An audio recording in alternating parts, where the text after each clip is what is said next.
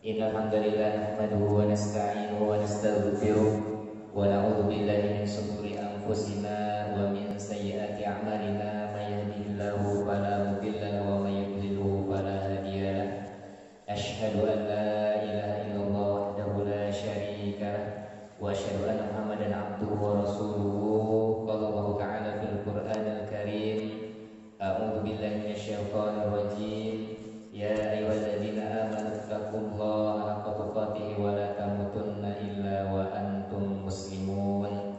Wa qala aidan minal mu'minina rijalun sadaqu ma 'ahadullaha 'alaihi wa minhum man qada nahbahu wa minhum man yantazir wa ma baddalu tabdila.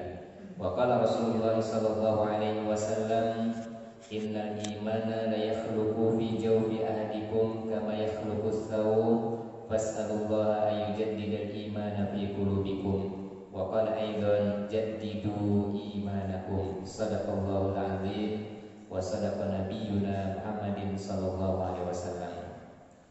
Alhamdulillah, pada kesempatan malam hari ini Allah Subhanahu wa taala masih mengumpulkan kita dalam iman, dalam keadaan sehat walafiat. Mudah-mudahan para jamaah semuanya, orang tua kami, para ikhwan fillah yang dirahmati Allah Subhanahu wa taala, senantiasa istiqomah di atas jalan kebenaran, dan mudah-mudahan Allah Subhanahu wa taala mewafatkan kita dalam keadaan husnul khatimah. Amin ya rabbal alamin. Salam berkah dan salam kita curahkan kepada Sayyiduna Muhammadin sallallahu alaihi wasallam.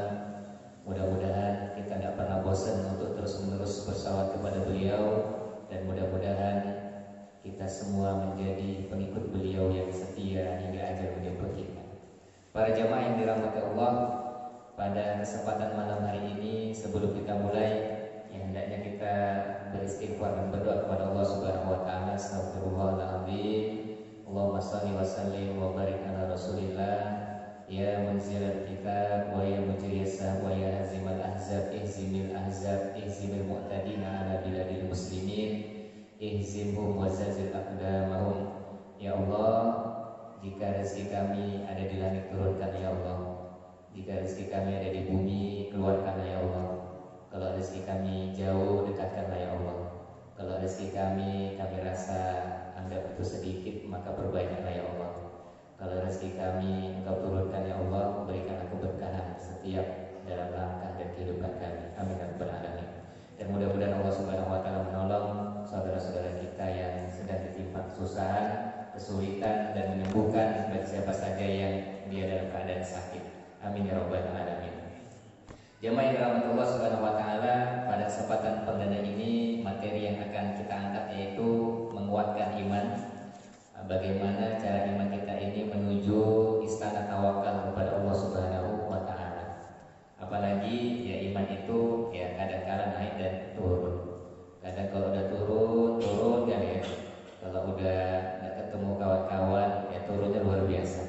Alhamdulillah di sini ya kita bertemu, bertatap muka, ini bisa menambah dan menguatkan keimanan kita. Bahwasanya orang-orang beriman itu bersaudara, saling menguatkan, saling menyokong, mendukung, dan memberikan pertolongan dan perlindungan.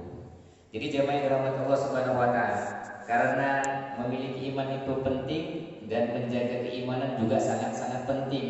Menjaga keimanan ini kadang ya kita lupa. Kadang-kala ada orang-orang yang beriman, baik itu para aktivis, para dai yang kerjanya mungkin keluar kota, menceramah ke sana kemari, lupa ya membersihkan hatinya. Padahal kita mengetahui hati ataupun ibadah yang Allah berikan kepada kita ini sifatnya ada 3. Ada ibadah hati, ibadah lisan, dan ada ibadah anggota badan. Hari ini mungkin kita porsinya cuma ibadah badan, ibadah lisan. Ya, jarang kita membersihkan ibadah hati kita. Ibadah hati ini banyak Pak Bu.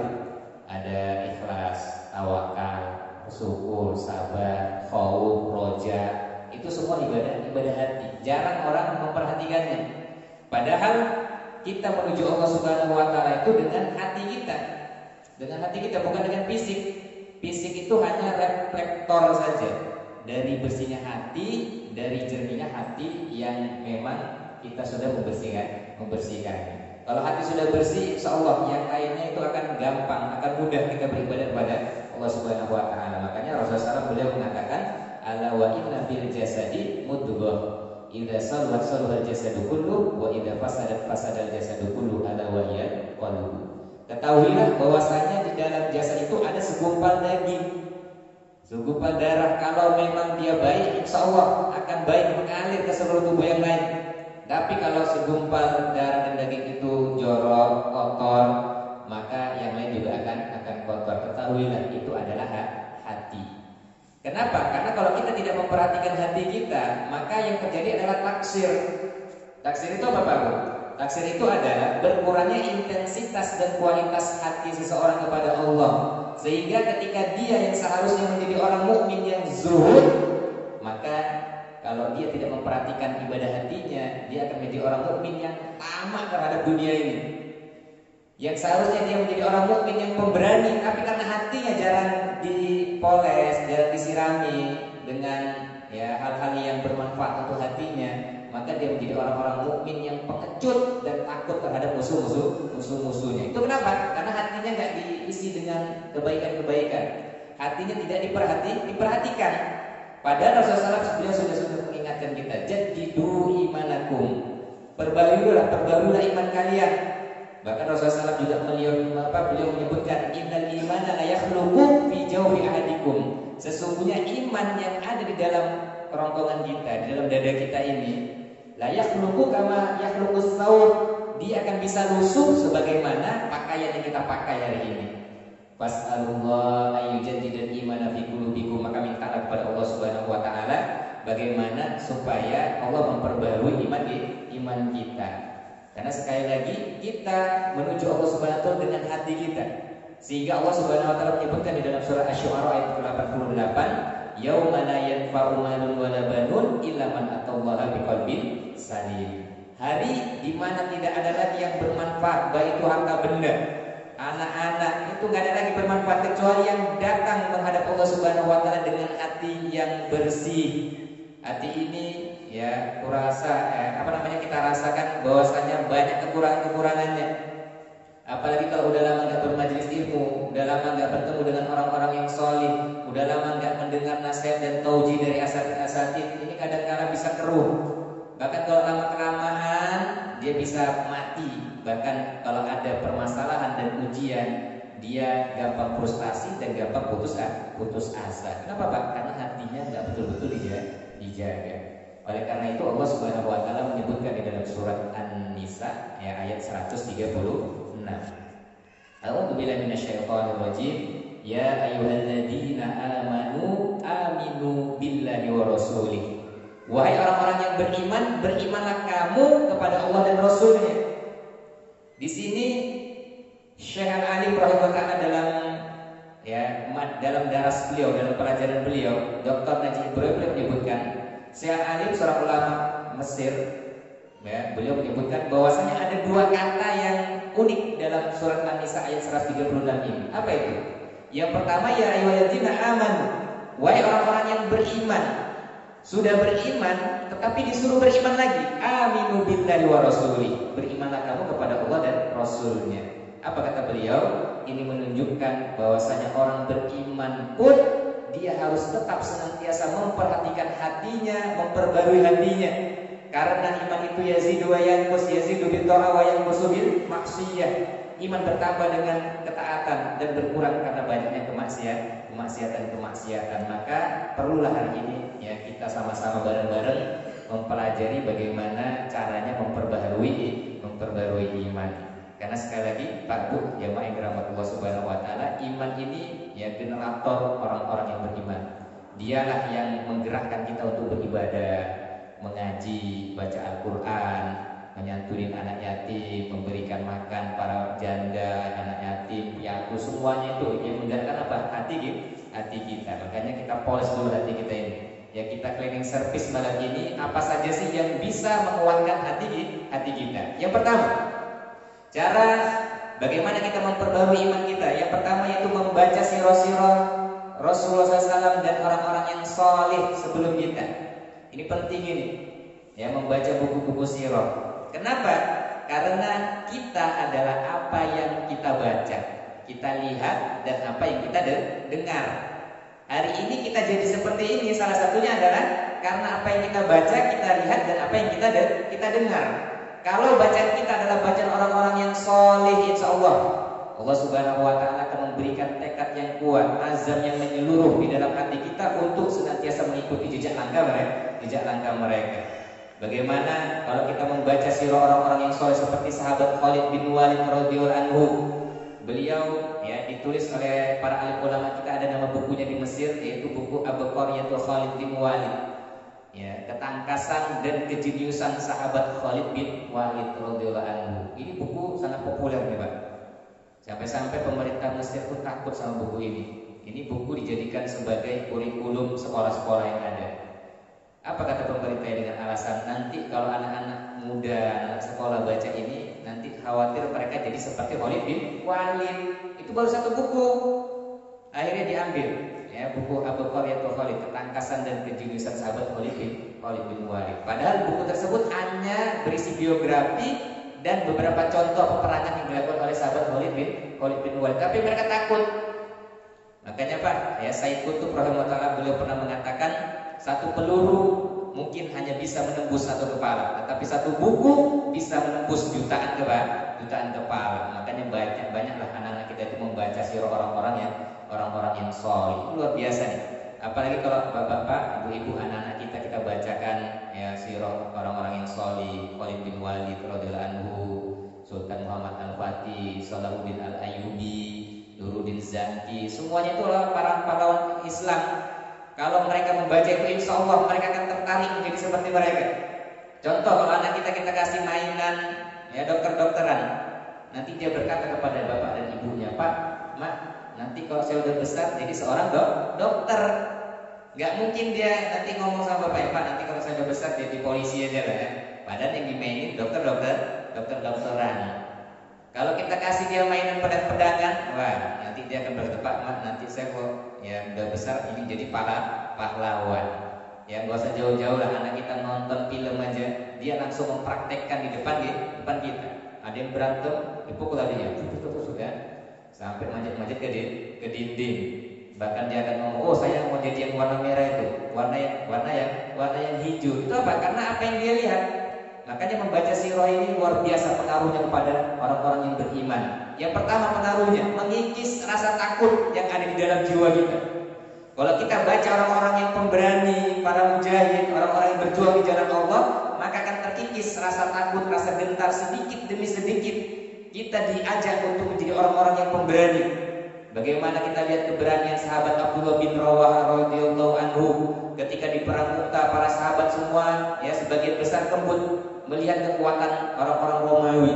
Kemudian beliau berdiri di hadapan para sahabat, wahai para sahabat-sahabatku, demi Allah, wa ma nuqatilun nas bi'adadin wala quwwatin wala kasratin. Kita memerangi orang-orang kafir itu bukan karena bilangan, bukan karena jumlah, bukan karena banyaknya kekuatan musuh. Wa ma nuqatiluhum illa bihadzal din. Kita memerangi mereka karena agama Allah Subhanahu wa taala, itu agama Islam, alladzi akramanallahu bihi, yang mana Allah Subhanahu wa taala memuliakan kita dengan agama Islam. Barulah beliau mengatakan kepada para sahabat, majulah kita semua karena di sana ada salah satu di antara dua kebaikan, isyariman atau sahida. Kalau enggak hidup mulia, maka kita mati syahid. Barulah para sahabat berani lagi. Yang jumlahnya enggak sampai 30 ribuan orang melawan 200 ribu pasukan orang-orang kafir. Kalau kita baca ya sirah-sirah mereka, kita diajak supaya menjadi orang-orang yang pemberani. Yang hari ini orang-orang beriman banyak yang enggak berani. Mereka banyak yang cemas, khawatir, takut ya. Sehingga apa? Kalau sudah cemas, khawatir ya, akal ini susah berpikir. Tumpul jadinya. Makanya Pak, kalau kita membaca sirah mereka akan terkikis rasa takut sedikit demi sedikit. Kita diajak supaya menjadi orang-orang yang pemberani. Kita lihat cerita-cerita yang lain. Bagaimana sahabat Sa'ad bin Abi Waqqas radhiyallahu anhu ketika membawa surat kepada Raja Rustum. Salah satu ungkapan beliau selain ungkapan ibta asanallah, itu beliau mengungkapkan ungkapan yang lain. Ya, ketika suratnya dirobek-robek, beliau mengatakan kepada Raja Rustum, wahai Rustum, demi Allah, ji'tuka biqaumin yuhibbunal maut kama tuhibbuna antumul haya. Aku akan mendatangkan suatu kaum yang sangat mencintai kematian sebagaimana kalian sangat mencintai kehidupan dunia. Wah, berani ya kata Rasul Rustum ini. Padahal dia sendirian. Karena bisa jadi sahabat Nabi Waqqas ketika beliau sendirian bisa jadi disembelih sama Raja Rustum, tetapi beliau dengan gagah berani karena tertancap di dalam dadanya kalimat la ilaha illallah, imannya kuat, senantiasa dipupuk, senantiasa disiram dengan amalan-amalan iman sehingga fisik dia, lisan beliau, kemudian pikiran beliau itu jernih sehingga beliau pun berani mengatakan di hadapan Rustum, demi Allah saya akan mendatangkan suatu kaum yang sangat mencintai kematian sebagaimana kalian sangat mencintai kehidupan dunia. Ini luar biasa nih. Kalau kita baca sirah mereka Pak, dalam keadaan kita santai di rumah, baca-baca, memudarlah rasa takut itu sedikit demi sedikit. Yang hari ini umat Islam takutnya luar biasa. Makanya kita munculkan keberanian itu dengan membaca sirah mereka. Meskipun mereka sudah meninggal dunia, sudah gak ada lagi, udah di alam kubur, tetapi motivasi dan nasihat mereka senantiasa kita dengar hari ini, senantiasa terpatri di dalam dada kita, senantiasa mereka memberikan pengajaran dan tausiah kepada kita semua. Dengan apa?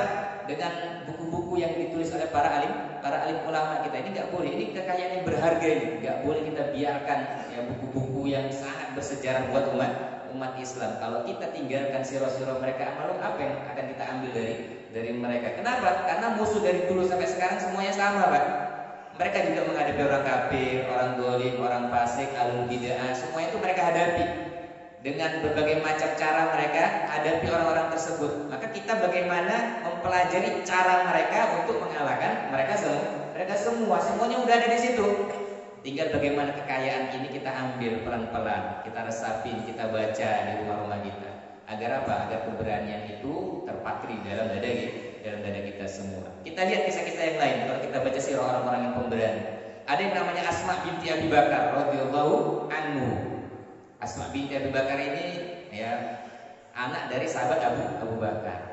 Ketika Rasulullah SAW dan sahabat Abu Bakar hijrah ya ke Gua Sur, jadi si Abu Jahal ini mengepung rumah Rasulullah. Setelah didobrak, singkat cerita didobrak, nggak ketemu kecuali sahabat Ali bin Abi Thalib. Pala dia Pak Gondok, akhirnya dia datang ke rumah Abu Bakar. Didobraklah rumah Abu Bakar ini, jeder ya. Ditanya sama Asma, mana itu Abu Bakar, mana itu Muhammad? Sambil ditampar Pak, puas ya, berdarah. Sampai juga beliau pendarahan, anting-anting yang dipakai ini mental, puas ya, diceritakan di dalam sirah Ibnu Hisam itu.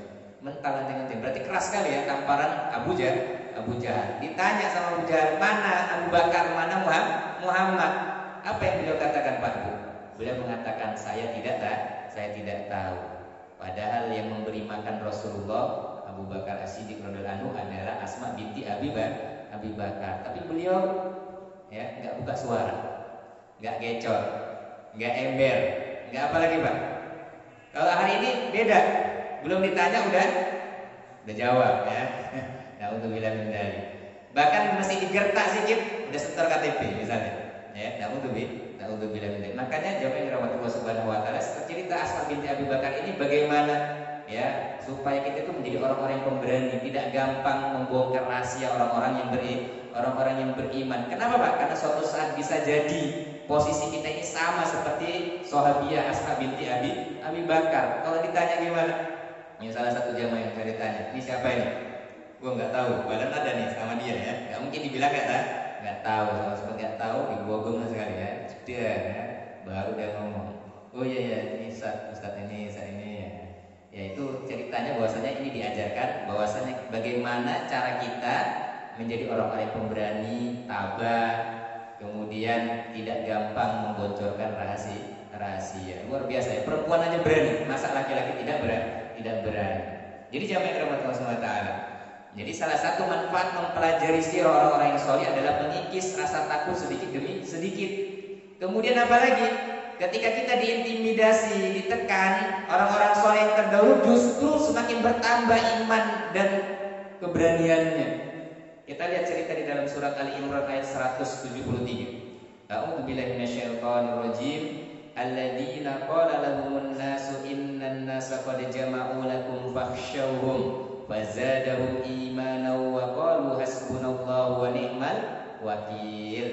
Dan ingatlah ketika orang-orang yang mentaati Allah dan Rasulnya dikatakan kepada mereka, ada orang-orang yang mengatakan innan nasa qad jama'u lakum fakhshawhum, sesungguhnya ada suatu kaum, yaitu orang kafir yang ingin menekan dan mengintimidasi kamu. Fakhshawhum, takutlah kamu kepada mereka. Tapi orang-orang beriman fazadu imana, justru membuat mereka semakin berani, semakin bertambah imannya. Wa qalu hasbunallahu wa ni'mal wakil, dan mereka juga mengatakan cukuplah Allah sebagai penolongku, dan Allah adalah sebaik-baik memberikan pertolongan. Ini luar biasa nih orang-orang soleh. Ditekan, diintimidasi, justru semakin berani, semakin bertambah imannya. Bahkan di dalam perang Khandaq pun Allah Subhanahu wa taala menceritakan di dalam surat Al-Ahzab ayat ke-22. A'udzu billahi minasyaitonir rajim. Wa lamma ra'al mu'minuna al-ahzab qalu hadza ma wa'adana Allahu wa rasuluhu wa sadaqallahu wa rasuluhu wa ma zadahum illa imanan wa taslima. Ya, justru mereka mengatakan hadza ma wa'adana Allahu wa rasuluhu.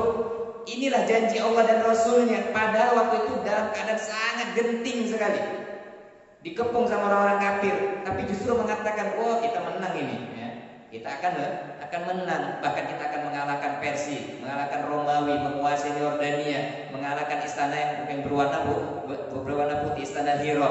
Tapi orang munafik malah mengatakan, ma wa'adallahu wa rasuluhu illa ghurura. Apa yang dijanjikan oleh Allah dan Rasul itu hanya tipuan belaka. Kita aja boro-boro mau menang, makan aja payah, makan aja susah, sampai 3 hari baru bisa makan. Kayak mana mau menang coba? Kenapa? Karena imannya nggak terjaga dengan baik. Orang-orang beriman, para sahabat, karena imannya terjaga dengan baik, makanya keluar dari lisan mereka, ya, bahwasanya Allah dan Rasulnya telah menjanjikan kepada kita kemenangan. Meskipun mereka dalam keadaan kelaparan, diintimidasi, kemudian dikepung sama orang-orang kafir. Hari ini berapa banyak orang Islam yang pasrahnya luar biasa. Pasrahnya lain, tidak berusaha, pasrahnya tidak mau berbuat, pasrahnya seolah-olah kayaknya nggak ada pertolongan dari Allah Subhanahu wa taala. Padahal yang namanya pertolongan itu datangnya terakhir. Kalau datangnya di awal, namanya bukan pertolongan, Pak. Datangnya di akhir itu supaya liyumahhisallahu alladzina amanu, supaya kita ditamhis, supaya kita itu disaring mana yang betul-betul masih eksis istiqomah di atas jalan kebenaran.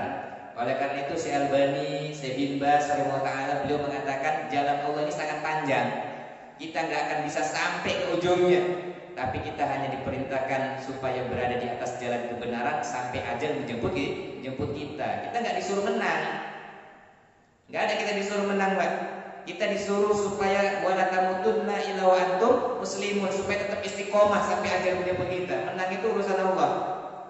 Menang itu akan tiba waktunya manakala orang-orang yang beriman itu tetap eksis senantiasa mengajarkan sunnah-sunnah, kemudian berbuat majelis ilmu, mengadakan kajian-kajian. Insya Allah itu adalah jalan menuju kemenangan. Tinggal bagaimana istiqomahnya ini. Istiqomah ini berat. Makanya kata Allah, fasabrun jamil. Sabar yang terindah itu adalah satunya sabar dalam keadaan istiqomah. Kita kadang susah mencernanya. Sabar yang gimana sih yang sangat indah itu? Ya sabar yang indah itu ya tetap istiqomah di atas jalan kebenaran. Kemudian jamaah dirahmati Allah Subhanahu wa taala. Memang di sirah-sirah jelaskan bahwasanya ada beberapa sahabat yang mengambil rukhsah. Ambil rukhsah itu artinya mengambil keringanan. Contoh sahabat Yasir, ketika beliau diintimidasi, disiksa, kemudian mengucapkan kata-kata kufur, sehingga turunlah surat An-Nahl ayat 106.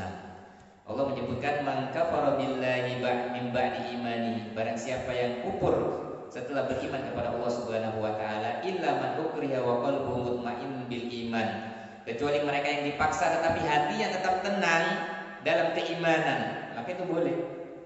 Kalau memang betul-betul diintimidasi, ditekan, pokoknya nggak tahan lagi lah.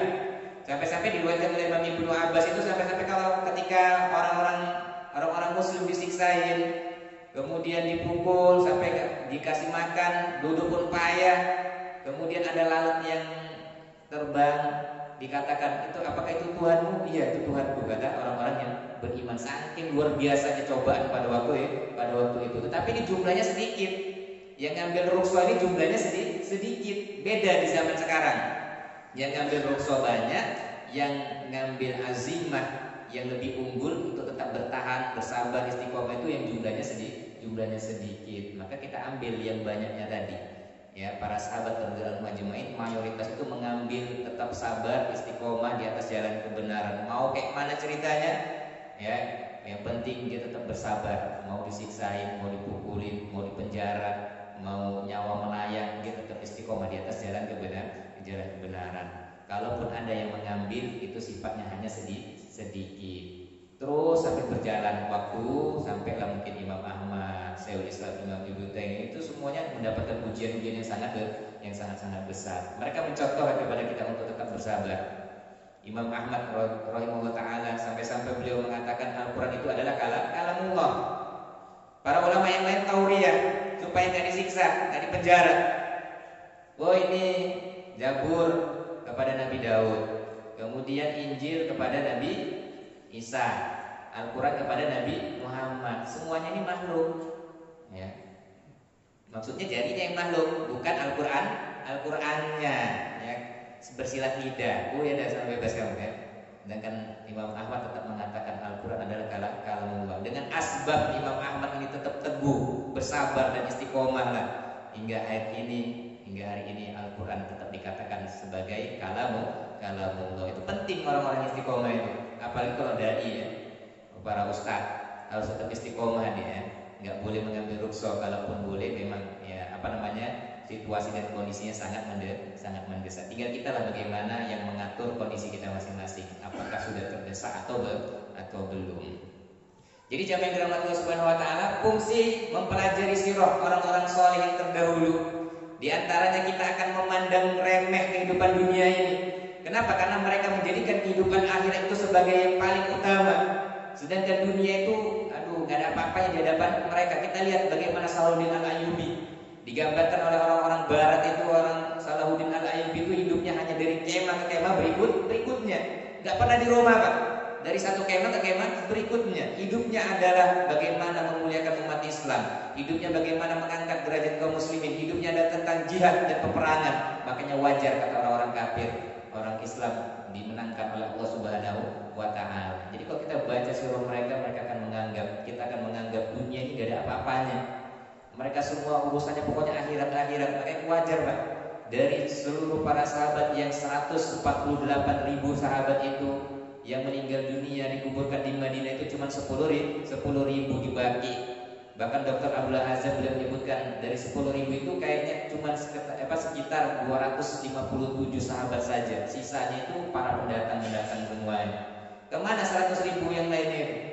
Ada yang ke Yaman, Mesir, Afrika, Jabal Tariq, mungkin ada juga yang sampai ke Indonesia. Itu hidup mereka itu untuk Allah Subhanahu wa Ta'ala. Maka wajar kemenangan itu gampang mereka raih. Kenapa, Pak? Karena mereka menjadikan akhirat itu yang paling utama. Tapi kalau kita kebalikannya, susah kita ini mendapatkan kemenangan. Kemudian jamaah yang dirahmati Allah Subhanahu wa Ta'ala, itu yang pertama. Jadi jadikanlah sirah-sirah mereka itu sebagai bahan bacaan kita sehari-hari. Karena kita adalah apa yang kita baca.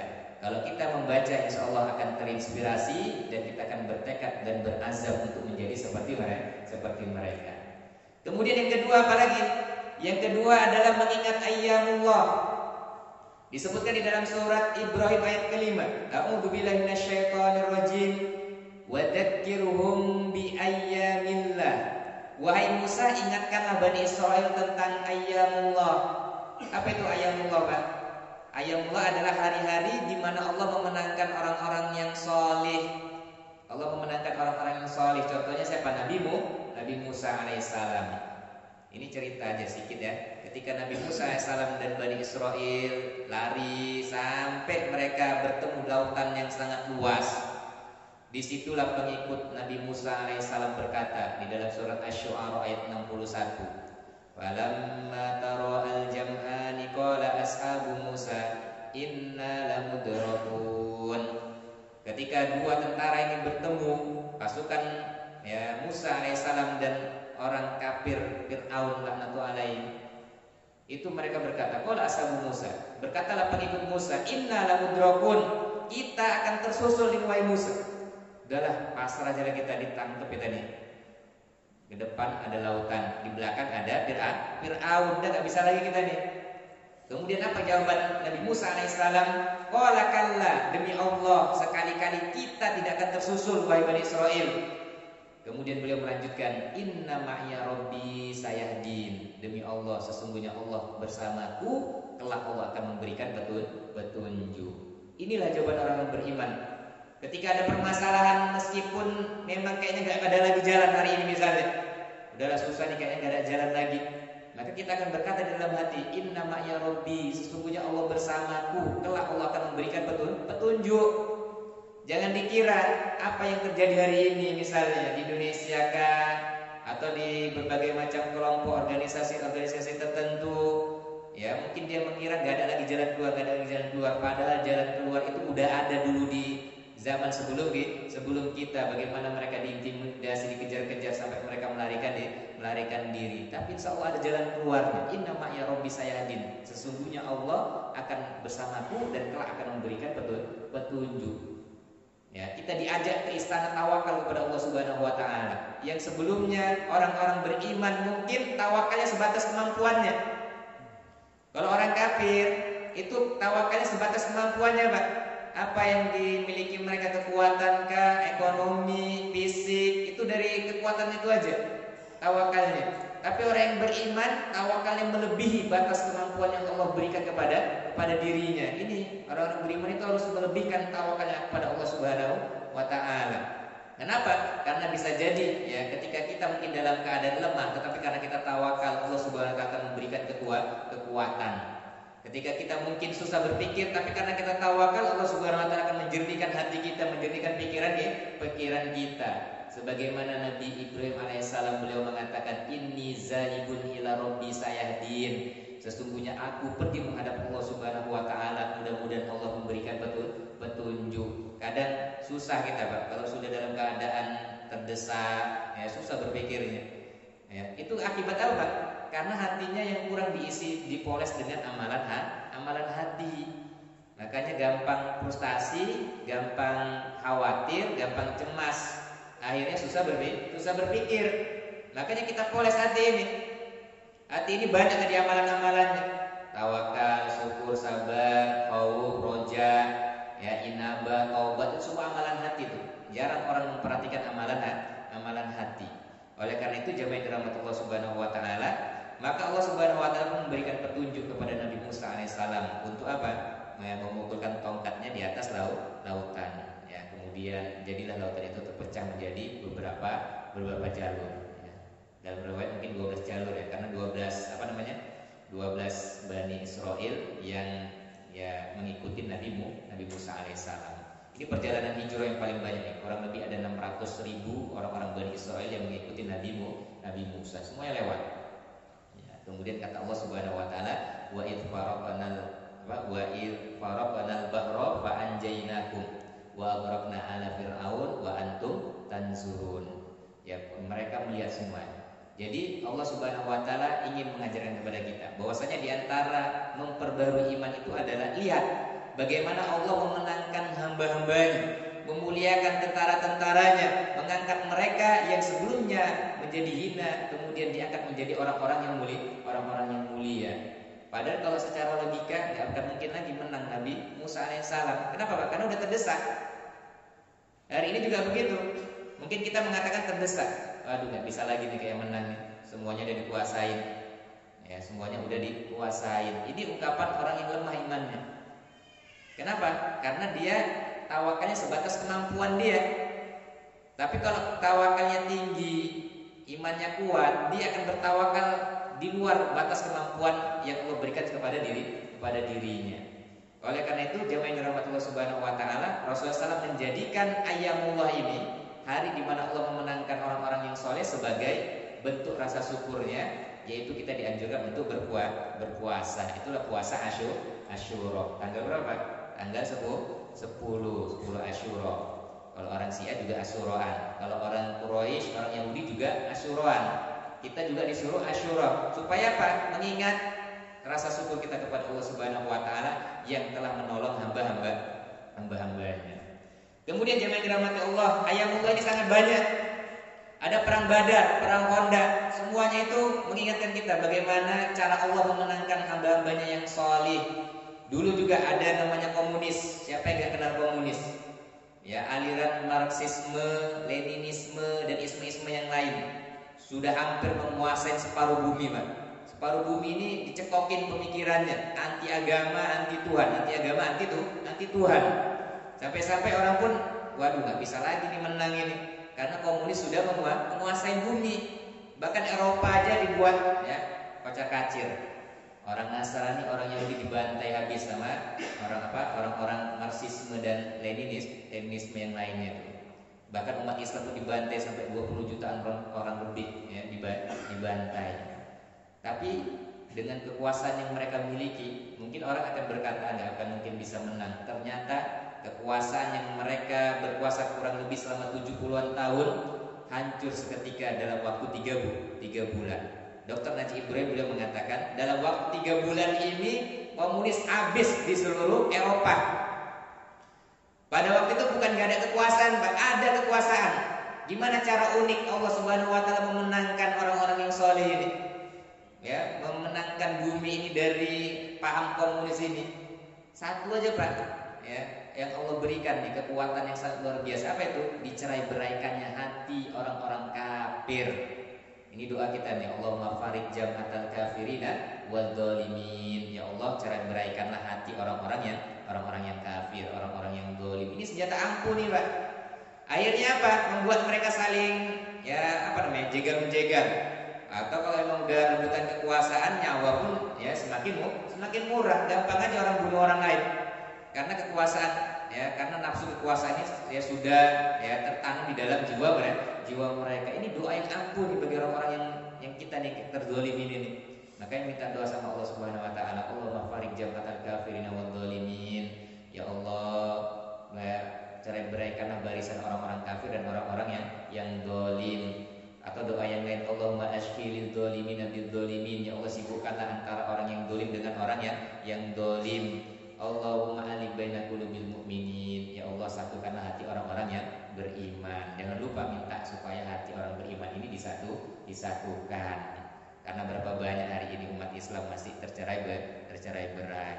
Sesama kelompoknya hati kadang susah dibaca, kan. Kita minta sama Allah supaya disatukan hati orang-orang yang beriman. Jadi jamaah yang dirahmati Allah. Jadi ayatullah itu hari di mana Allah memenangkan hamba-hambanya. Meskipun mereka sudah menguasai bumi separuh bumi tadi, tetapi Allah Subhanahu wa taala merahmati hamba-hambanya, menolong hamba-hambanya dengan satu saja, yaitu mencerai-beraikan hati orang-orang yang kafir. Kita lihat hari ini Pak, umat Islam. Kita bandingkan dengan umat Islam yang dari dulu sampai sekarang musuhnya nggak habis-habis. Bahkan dibantai pun ya nggak habis-habis juga ya, nggak pernah habis. Bahkan seluruh dunia membencinya. Sampai-sampai nggak ada yang mau menolong saudara-saudara kita, baik yang di Suriah, Palestina, Myanmar, Uyghur dan lain-lainnya itu. Tetapi sampai detik ini umat Islam nggak pernah habis. Sampai detik ini senantiasa mengalir di dalam dada kita kalimat la ilaha illallah. Sampai hari ini berapa banyak orang-orang yang menjadi pembela-pembela Islam dan kaum muslimin. Kita lihat. Makanya kenapa umat Islam hari ini masih eksis, Pak? Karena Islam ini agama fitrah, sesuai fitrah Allah Subhanahu wa taala. Makanya Allah menyebutkan dalam surat Ar-Rum ayat ke-30. Fitratullah allati fataran nas 'alaiha la tabdila li khalqillah. Ya, Allah Subhanahu wa taala menjadikan agama Islam ini adalah agama yang fitrah. Makanya enggak habis-habis meskipun musuhnya banyak. Diintimidasi, ustadznya diambilin, kemudian jamaahnya diintimidasi, kemudian ditekan dan lain-lain, tetapi masih banyak orang-orang yang Allah Subhanahu wa taala akan memunculkan para rijal, minal mu'minina rijalun. Di kalangan orang-orang beriman itu ada yang namanya rijal yang senantiasa eksis membela kebenaran. Wa minhum man qad nahbahu, di antara mereka ada yang mati syahid. Wa minhum man yantadir, dan di kalangan mereka ada yang nunggu-nunggu kapan lah waktunya aku ini ya. Kok yang lain udah dapat, aku belum. Dia tetap minta deh sama Allah. Bukan malah takut, malah lari enggak, tapi dia tetap menunggu-nunggu. Faminhum mayantadir wa ma baddalu tabdila. Dan tidaklah mereka merubah janjinya di hadapan Allah Subhanahu wa taala. Maka tidak boleh kita merubah janji ini. Ya. Sebagaimana Said Qutb rahimahullah taala beliau mengatakan ketika beliau naikkan kontrak sama pemerintah waktu itu. Kalau kamu mengakui kesalahanmu, maka kamu bebas, kata pemerintah Mesir waktu itu. Tapi apa kata Said Qutb rahimahullah taala? Beliau mengatakan, demi Allah, saya teken kontrak ini supaya saya mengakui kesalahanku, itu gak akan memperlama kematianku. Tapi kalau aku menolak, itu bukan berarti mempercepat kematianku. Karena Allah Subhanahu wa taala berfirman, "Wa ma kana li nafsin an tamuta illa bi idznillah kitaban muajjala." Ya, bahwasanya setiap yang berjiwa itu sudah ditentukan batas waktunya oleh Allah Subhanahu wa taala. Ya, menerima ketentuan dari pemerintah atau tidak itu gak akan memperlambat ataupun mempercepat. Karena ajal itu sudah ditentukan oleh Allah Subhanahu wa taala. Itu berani yang luar biasa ini, Pak. Gak gentar dia. Begitu juga dengan Hasan Al-Banna rahimahullah taala, beliau juga mengatakan ketika kawannya Bashir Ibrahim dia ikut kumpul sama raja di Mesir itu. Ya. Kemudian Bashir Ibrahim ini mendatangin Hasan Al-Banna. "Wahai Hasan Al-Banna, tadi saya ikut kumpul sama pemerintah. Bahwasanya kamu nanti mau ditangkap, mau dibunuh, dan kamu pergi aja dari kampung halamanmu ini." Kemudian dipukul dada kawan-kawan ini. "Wahai ahi, ya ahi, cuman segini akidahmu ya dengan Allah Subhanahu wa taala. Ada di antara dua hari kematian yang Allah berikan kepada kita. Hari yang belum ditentukan, aku gak mengkhawatirinya. Tapi kalau hari sudah ditentukan kematiannya oleh Allah Subhanahu wa taala, maka kehati-hatian tidak akan menjadikan kamu lari dari kematian." Udah, kemudian kawannya malah pergi ya. Dinasihatin sama Hasan Al-Banna. Jadi jamaah dirahmati Allah, itulah namanya akidah. Memindahkan apa yang ada di kepala kita ini, kemudian kita alirkan dalam anggota badan dan perilaku kita sehari-hari. Allah mematikan, Allah yang menghidupkan, ya, kemudian kita praktekkan dalam keadaan sehari-hari kita. Kira-kira betul nggak apa yang kita ucapkan itu? Allah mau memberi rezeki. Kira-kira ketika dalam keadaan sunyi, kemudian ada uang banyak di luar misalnya diambil uang kawannya misalnya, apakah dia mengatakan Allah itu mau memberi rezeki? Atau mungkin ada atasannya yang menjelek-jelekan agama Islam, tapi dia takut menasihatinya, takut amar ma'ruf. Nanti kalau saya amar ma'ruf ya dipotong pula gajiku, atau malah nggak dikasih gaji. Lalu di mana akidah dia yang mengatakan bahwasanya Allah itu Maha pemberi rezeki? Jadi akidah itu ya prakteknya, bukan hanya sekedar di dalam kepala kita, bukan hanya sekedar ada di dalam dada kita. Jadi jamaah rahmat Allah. Ini yang kedua, mengingat ayyamullah, hari di mana Allah memenangkan hamba-hambanya. Supaya apa? Lahir rasa tawakal kita, Pak. Tawakal kita hanya kepada Allah Subhanahu wa taala. Qalu hasbunallahu wa ni'mal wakil. Orang beriman nanti dia akan mengatakan, cukuplah Allah sebagai pelindungku dan Allah adalah sebaik-baik pelindung. Dunia ini apa yang mau dicari? Paling-paling hukuman terakhir buat orang yang beriman mati aja, udah selesai, meninggal dunia. Kadang orang masih takut, Pak, nanti kalau saya gini, siapa yang ngurus istri nih ya? Yang ngurus anak-anak sekolah nanti, gak yakin dia Allah ini yang memberikan rezeki dan mengatur hamba-hambanya, rezeki hamba-hambanya. Buktinya dulu banyak kok para sahabat yang berjuang di jalan Allah, istri-istrinya tetap hidup. Fatimah radhiyallahu anhu, beliau ya sampai kakinya pecah-pecah, Pak, ya, karena mencari makan. Karena sahabat Ali ini senantiasa berjihad. Jadi mau nggak mau Fatimah juga mencari rezeki. Akhirnya beli gandum, kemudian dijual. Susah kan memang, ya, karena nggak terbiasa untuk jualan. Makanya didiklah istri kita supaya menjadi orang-orang yang bisa cari duit, ya, supaya nggak kepikiran sama suaminya ini, ya. Sama suami kepikiran nanti kalau saya gini gimana lah ceritanya nih, ya. Nggak perlu takut, Pak. Allah mau memberi rezeki. Justru itulah ya tantangan para pejuang yang berjuang di jalan Allah Subhanahu wa taala. Dan tantangan yang lain adalah orang-orang beriman yang melihatin ini, ya. Kalau dia nggak memberi berarti ya itu lemah imannya. Itu tantangan buat kita juga tuh, Pak, yang masih bebas hari ini. Ya. Jadi jamaah Allah Subhanahu wa taala. Yang ketiga, Cara kita menguatkan iman gimana supaya iman kita tetap diperbarui? Yang berikutnya adalah khalwah, yaitu menyendiri dengan Allah.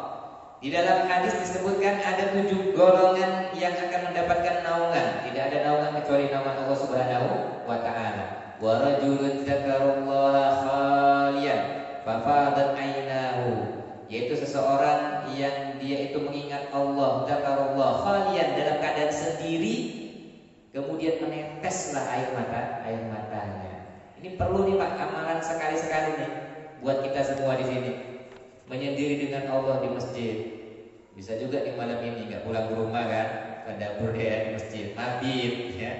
Di malam sama Ustaz Marwan yang lain kan. Di situ zikir bareng-bareng, menyendiri satu sana, renungin dosa-dosanya. Ya Allah, hari ini dosaku banyak kali ya Allah. Gak mendidik anak, gak mendidik istri, tidak menyekolahkan di sekolah tempat yang terbaik. Ya kalau anakku bermaksiat pulang malam dibiarin aja ya, gak diingetin. Kalau anakku pacaran padahal dia belum nikah, kayaknya gak marah-marah lah. Itu dosa kita semua itu Pak. Merenung, kalau itu fungsinya apa? Untuk mengingat dosa-dosa kita. Hari ini kita mendapatkan musibah, mendapatkan cobaan itu karena dosa-dosa kita. Kul huwa min indi anfusikum, kata Allah. Katakanlah, dosa-dosa musibah itu datang karena dosa-dosa kita, dosa-dosa antum, kata Allah Subhanahu wa taala. Ketika kita merenung di situlah kita akan menangis di hadapan Allah Subhanahu wa taala. Kalau sudah menangis, haram api neraka bagi kita. Rasulullah SAW menyebutkan la tam'ainani la tamassuhumun nar. La tamassuhumun nar. Ada 2 mata yang tidak akan disentuh oleh api neraka. Ainun bakat min khasyiatillah, yaitu mata yang menangis karena takut kepada Allah Subhanahu wa taala, wa ainun tahrusu fi sabilillah, dan mata yang berjaga-jaga ribat di jalan Allah Subhanahu wa taala. 2 mata inilah yang gak akan tersentuh api neraka. Nangis di hadapan Allah. Hari ini kalau kita nggak bisa nangis itu karena keras hati kita Pak. Makanya dibiasakan nangis, baca Al-Quran sendiri, kemudian menangis. Berdoa dalam keadaan sendiri malam hari, kemudian menangis. Ada imam bacanya bagus, hati kita lembut, insya Allah nangis. Tapi kalau kita nggak bisa nangis itu tanda hati kita keras. Sekali-kali kita coba gimana supaya nangis. Nggak apa-apa pura-pura nangis, yang penting bisa nangis lah ya. Waduh, ada pula bapak-bapak nih bawa-bawa ya supaya nangis ya. Gak apa-apa, biar terbiasa menangis. Maka hawa itu penting supaya hati kita itu lembut, mengingat dosa-dosa kita. Kul huwa min indi anfusikum, termasuk dosa musibah yang menimpa organisasi atau jamaah-jamaah tertentu itu karena dosa-dosa kita semua. Disuruh pimpinan kayak gini kita nggak nurut, disuruh ngisi amal yaumi kita nggak nurut, disuruh infak 2,5% dan lain-lain kita nggak nurut. Itu karena dosa-dosa kita semua itu. Ya, itu renungan, perlu merenungkan diri. Kadang kita kalau disuruh pemimpin banyak kali kilanya. Masih pintaran aku daripada dia. Alasannya kayaknya nggak masuk akal. Itu karena kita mesti kayak gitu Pak. Maka wajar kemenangan itu nggak datang karena suka ngeyel sama pemimpin. Ya, suka disuruh itu banyak kali alasan. Sama seperti pasukan si Tolut ketika disuruh jangan minum air sungai kecuali satu teguk. Orang pintar kan ngomong, pemimpin ini nggak jelas ini. Sungai airnya banyak kok, masa minum cuma satu ciduk. Nggak ada akhlak nih pemimpin ya. Masa air yang banyak gitu nggak boleh minum banyak. Hari ini kita kayak gitu kadang. Disuruh sama pemimpin kayaknya nggak masuk akal nih pemimpinnya ini ya. Padahal dulu juga kayak gitu. Orang-orang yang ngikut si Tolut juga berpikiran kayak gitu Pak.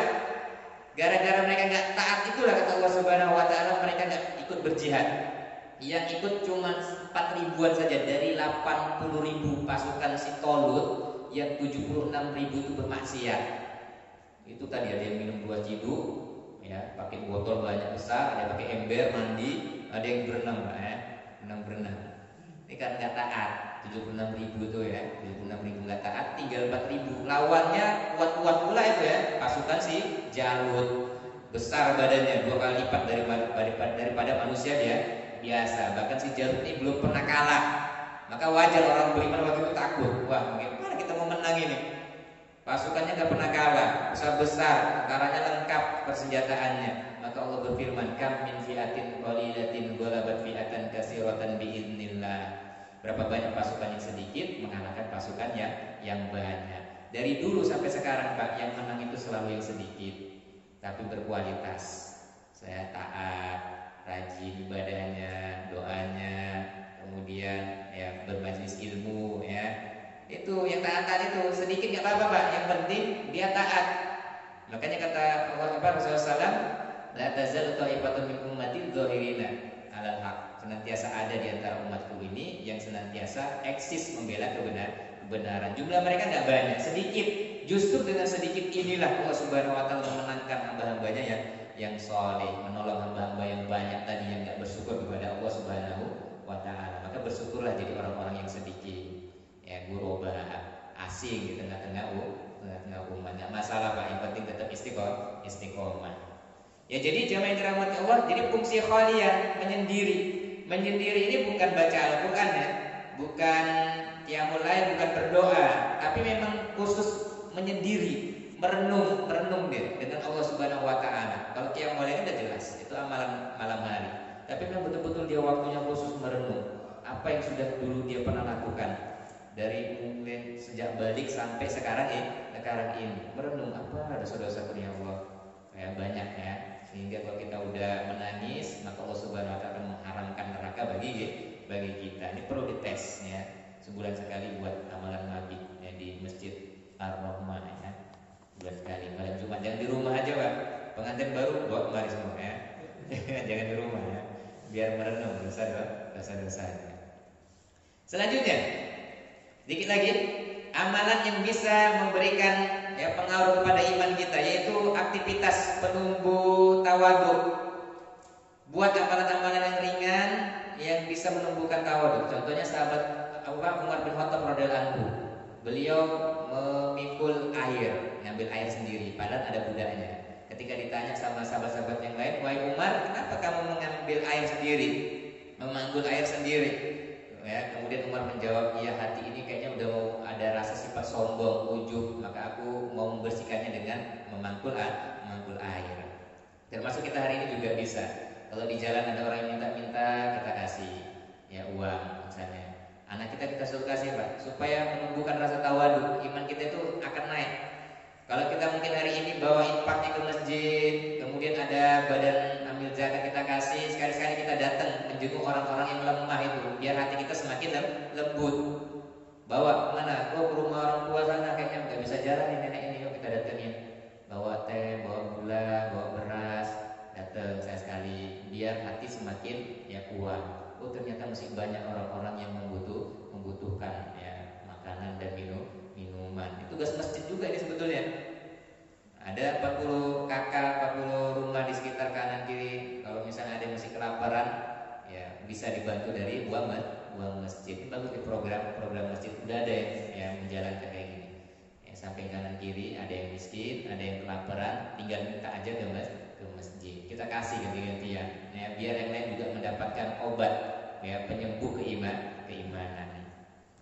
Kemudian ada dua lagi, yaitu mengunjungi orang-orang yang soleh.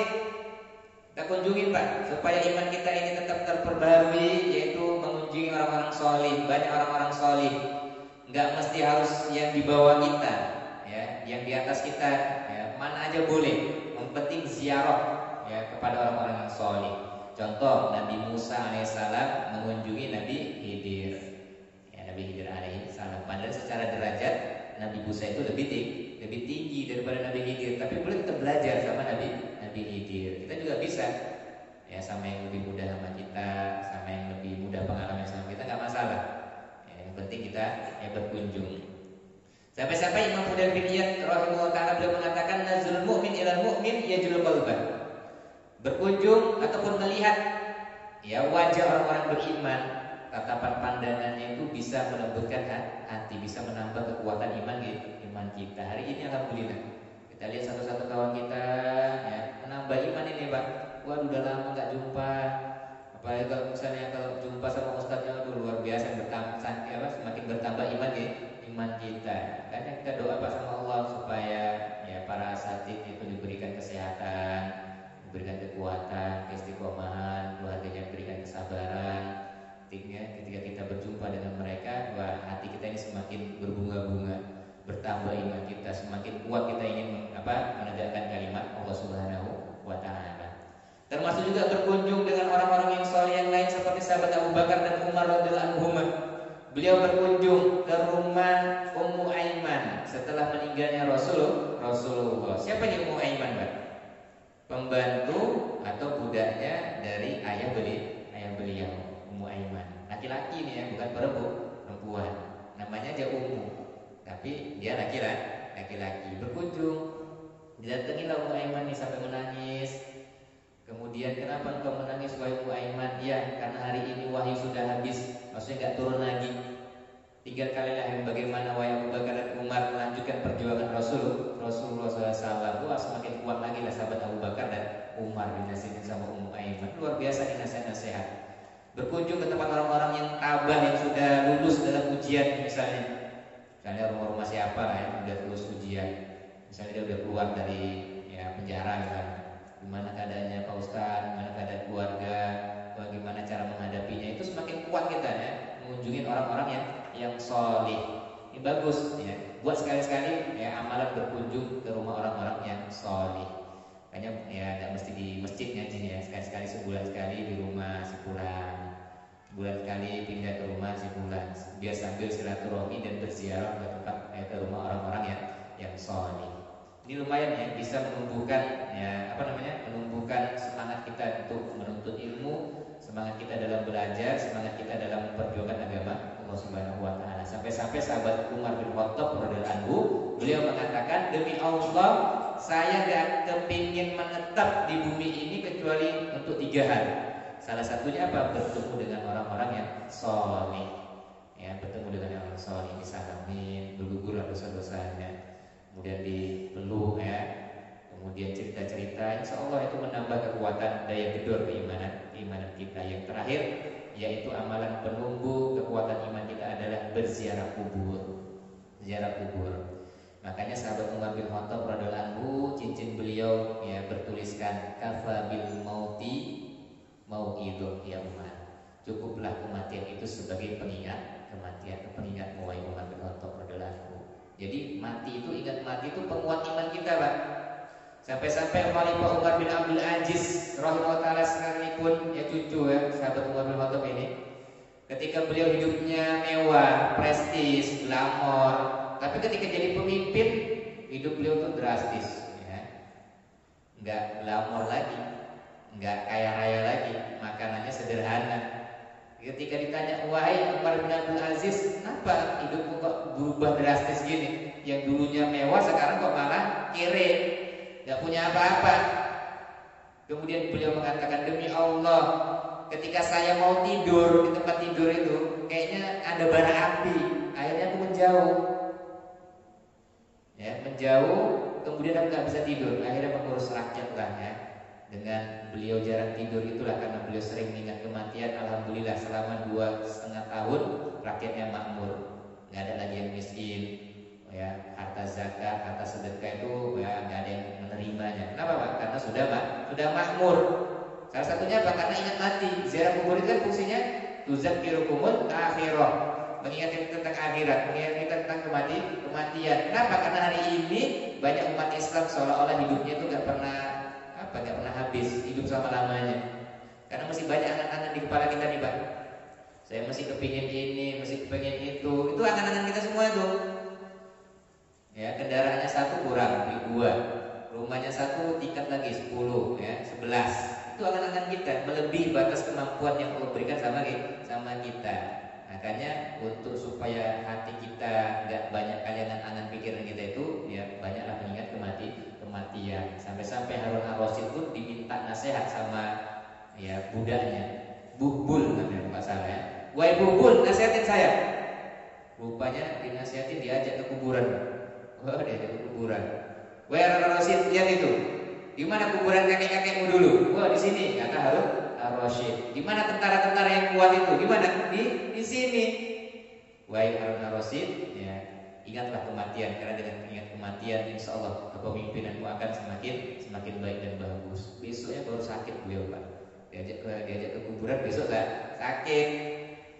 Akhirnya di sakit itulah beliau ya senantiasa mengingat kematian, ya beliau bertobat, kemudian ya pemerintahnya juga berjalan luar biasa ya, karena memang beliau orang yang soleh. Jadi kematian itu insya Allah memudahkan kita untuk mengingat Allah, mengingat akhirat. Jadi jamaah dirahmati Allah, itulah saya sekilas ya di waktu 1 jam ini ya, bagaimana kita menguatkan iman-iman kita, karena iman ini butuh disiram, dipupuk, jangan sampai ya dia mati. Ya, kalau mati naudzubillah. Kalau sakit ya mesti ada obatnya ya. Obatnya yang tadi ya, dengan membaca sirah orang-orang yang solih, kemudian mengingat ayamullah, khalwah menyendiri, ziarah kubur, ziarah orang-orang yang solih. Ini semua adalah obat-obatnya menguat keimanan kita. Jangan sampai iman kita ini dibiarkan. Kalau udah lama nggak berkumpul sama orang soleh, tengok sekali-sekali ya kumpul sama orang-orang yang soleh. Kalau seminggu aja nggak bisa ya, gimana mau menguat hati kita? Kita kumpul ini supaya menguat hati kita, kemudian tidak ada yang namanya suuzon, kemudian kita senantiasa saling menguatkan satu dengan yang lainnya.